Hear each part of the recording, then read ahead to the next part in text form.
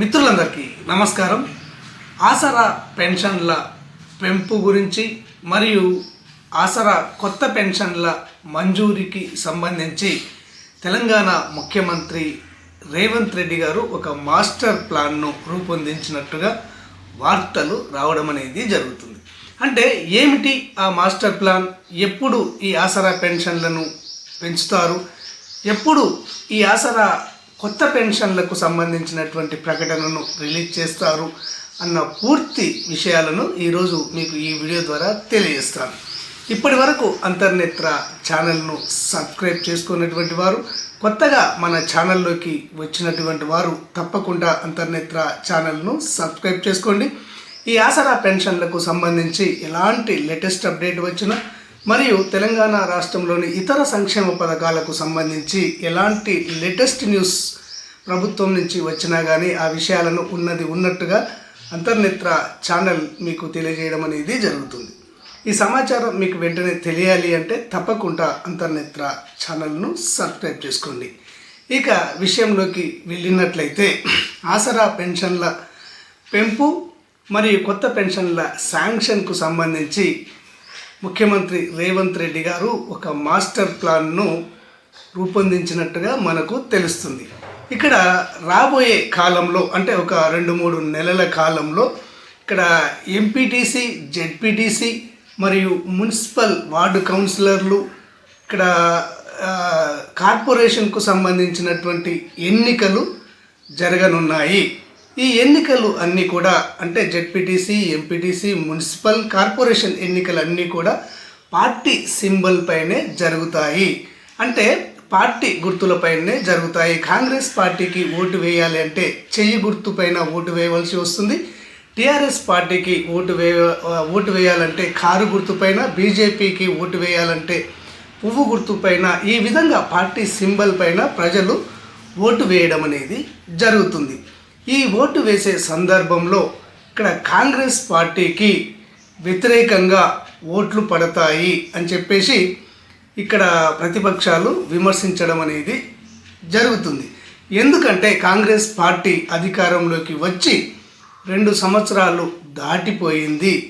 2 సంవత్సరాలు దాటినా కానీ కాంగ్రెస్ పార్టీ ఇచ్చినటువంటి హామీలను నెరవేర్చలేదు. ప్రజలలో తీవ్రమైనటువంటి వ్యతిరేకత వచ్చింది. దమ్ముంటే ఇక్కడ సర్పంచ్ ఎన్నికల్లో పార్టీ సింబల్ ఉండదు కాబట్టి మీకు ఎక్కువ సీట్లు వచ్చాయి.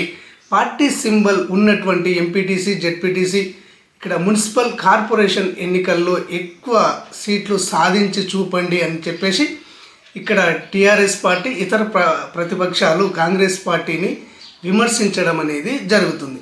ఈ విమర్శను ఛాలెంజ్గా తీసుకున్నటువంటి కాంగ్రెస్ పార్టీ ఇక్కడ ఎంపీటీసీ, జెడ్పీటీసీ, మున్సిపల్, కార్పొరేషన్ ఎన్నికల్లో కాంగ్రెస్ పార్టీకి అత్యధిక సీట్లు రావాలి అని, ప్రజల్లో కాంగ్రెస్ పార్టీ పైన అభిమానం తగ్గలేదు అని, వ్యతిరేకత రాలేదు అని నిరూపించుకోవాలి అని చెప్పేసి కాంగ్రెస్ పార్టీ భావిస్తుంది. ముఖ్యమంత్రి గారు కూడా భావిస్తున్నారు. అదే సందర్భంలో ఇక్కడ తెలంగాణ రాష్ట్రంలో నిజానికి ప్రజలలో వ్యతిరేకత రావడం అనేది జరిగింది. కాంగ్రెస్ పార్టీ ఇచ్చినటువంటి హామీల్లో ప్రధానమైనటువంటి హామీలు ఆసరా పెన్షన్ల పెంపు, ఇక్కడ ఇక్కడ మహాలక్ష్మి పథకంలో భాగంగా మహిళలకు నెలకు 2500 ఇస్తామని హామీ ఇవ్వడం అనేది జరిగింది. ఈ 2 హామీలపైన ప్రజలు ఎక్కువ నమ్మకాన్ని పెట్టుకోవడం అనేది జరిగింది.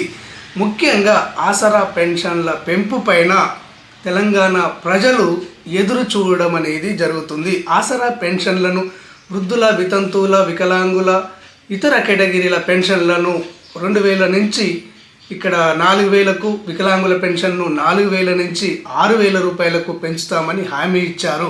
కానీ ఇంతవరకు నెరవేర్చలేదు అన్న తీవ్రమైనటువంటి వ్యతిరేకత ఆసరా పెన్షన్లు తీసుకుంటున్నటువంటి వారి నుంచి రావడం అనేది జరిగింది. అంతేకాకుండా పక్క రాష్ట్రంలో ఇచ్చిన హామీని నిలబెట్టుకొని ఇక్కడ వృద్ధులకు, వితంతువులకు 4000 రూపాయలు పెన్షన్ ఇస్తున్నారు. వికలాంగులకు 6000 రూపాయలు, పూర్తి స్థాయి వైకల్యం కలిగినటువంటి వారికి 15,000 రూపాయలు నెలవారీగా ఇస్తున్నారు.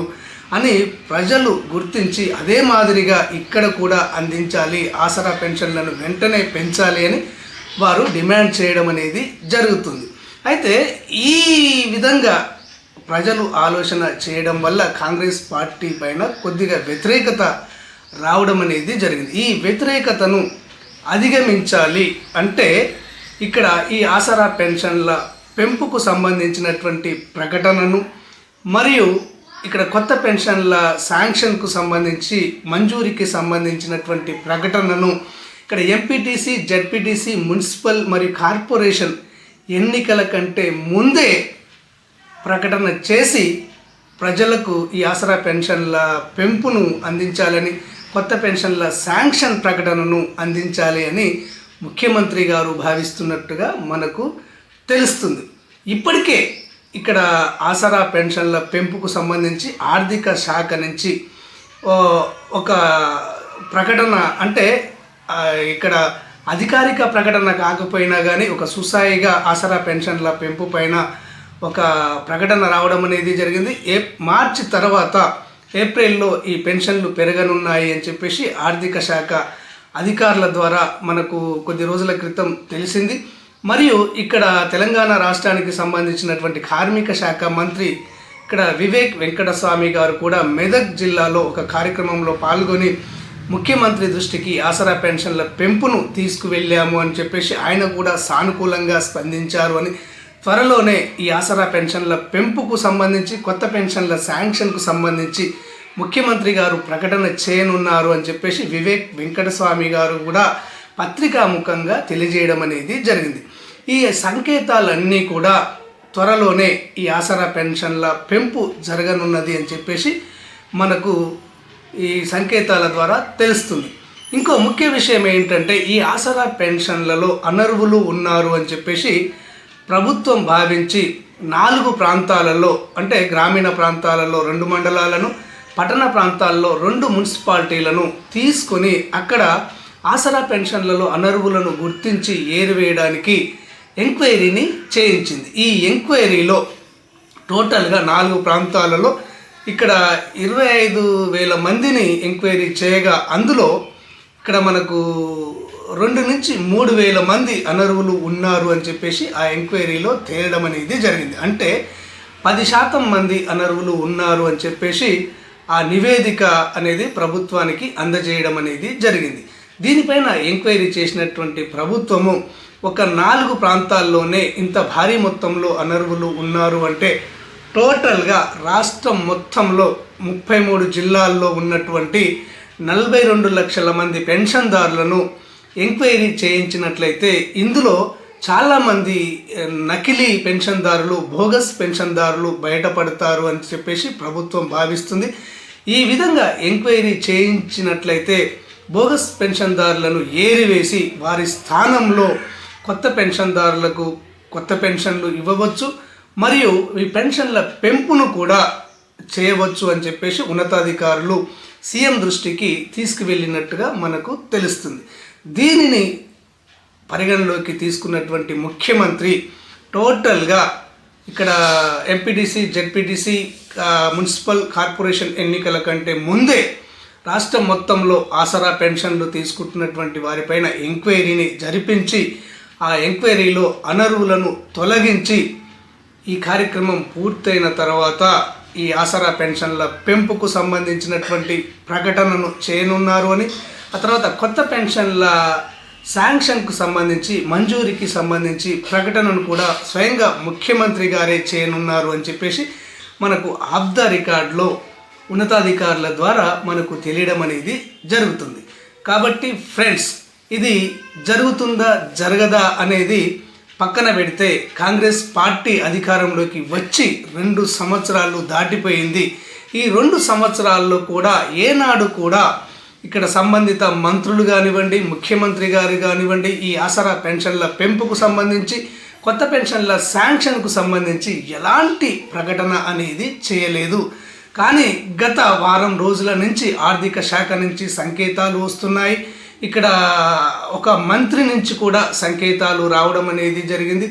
ఇక్కడ ఆసరా పెన్షన్లకు సంబంధించి పైలట్ ప్రాంతాలలో జరిగినటువంటి సర్వే నివేదికలు కూడా ప్రభుత్వానికి అందడం అనేది జరిగింది. వీటన్నిటిని పరిశీలిస్తే రానున్నటువంటి 2-3 నెలల్లో ఈ స్థానిక సంస్థల ఎన్నికల కంటే ముందే, అంటే జెడ్పీటీసీ, ఎంపీటీసీ, మున్సిపల్ మరియు కార్పొరేషన్ ఎన్నికల కంటే ముందే కాంగ్రెస్ పార్టీ పైన అభిమానం తగ్గలేదు, వ్యతిరేకత రాలేదు అని నిరూపించుకొని కాంగ్రెస్ పార్టీ అత్యధిక స్థానాలను సాధించాలి అంటే ఈ ఆసరా పెన్షన్లు పెంచక తప్పదు, కొత్త పెన్షన్ల శాంక్షన్ చేయక తప్పదు అని చెప్పేసి ముఖ్యమంత్రి గ్రహించి ఈ మాస్టర్ ప్లాన్ను వేసినట్టుగా మనకు ఉన్నతాధికారుల ద్వారా తెలియడం అనేది జరుగుతుంది. ఏది ఏమైనా ఫ్రెండ్స్, ఈ ప్రకటన అంటే ఈ ఆసరా పెన్షన్ల పెంపుకు సంబంధించి కానివ్వండి, కొత్త పెన్షన్ల శాంక్షన్కు సంబంధించి కానివ్వండి, ముఖ్యమంత్రి గారు ప్రకటన చేసినట్లయితే అది ఆసరా పెన్షన్దారులకు ఒక గొప్ప మంచి శుభవార్తే అవుతుందని చెప్పక తప్పదు. ఈ ఆసరా పెన్షన్లకు సంబంధించి వన్స్ అగైన్ మళ్ళీ ఒకసారి మీకు రిపీట్ చేస్తున్నాను. ఈ ఆసరా పెన్షన్ల పెంపుకు సంబంధించి కానివ్వండి, కొత్త పెన్షన్ల శాంక్షన్కు సంబంధించి కానివ్వండి, ఇతర సంక్షేమ పథకాలకు సంబంధించి ప్రభుత్వం నుంచి ఎలాంటి లేటెస్ట్ అప్డేట్ వచ్చినా కానీ ఆ అప్డేట్ వివరాలను ఉన్నట్టుగా మీకు అంతర్నేత్ర ఛానల్ ద్వారా తెలియజేయడం అనేది జరుగుతుంది. మీలో అవేర్నెస్ కల్పించడం అనేది జరుగుతుంది. కొత్త పెన్షన్ల శాంక్షన్ కోసము ఎదురు చూసేటువంటి వారికి దరఖాస్తు చేసుకునే విధంగా సరైన గైడ్లైన్స్ అంతర్నేత్ర ఛానల్ ద్వారా మీకు అందించడం అనేది జరుగుతుంది. ఈ సమాచారం మీకు వెంటనే తెలియాలి అంటే అంతర్నేత్ర ఛానల్ను తప్పకుండా ఆదరించండి, సబ్స్క్రైబ్ చేసుకోండి. ధన్యవాదాలు.